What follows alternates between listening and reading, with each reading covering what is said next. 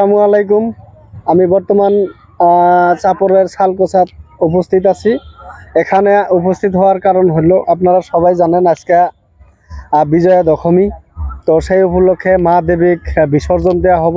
শালকোচা বিশাল আকৃতির একটা পুকুর আছে, সেই পুকুরে মা দেবীক বিসর্জন দেওয়া হব। যেহেতু ভিতরোয়া অঞ্চল, এখানে আশেপাশে কোনো নদ নদী নাই, তার জন্য এই সেই ভিতরোয়া অঞ্চলের পুকুর। সেই পুকুরটা আমার ক্যামেরা পার্সন, আমি ওনাকে অনুরোধ রাখছি খুব সুন্দর করে দেখাবেন।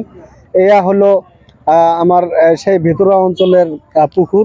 এই পুকুরে আজকে মা দেবীক বিসর্জন দিব। তো সেই উপলক্ষে আমরা এখানে নিউজ কভার করার জন্য আসছি।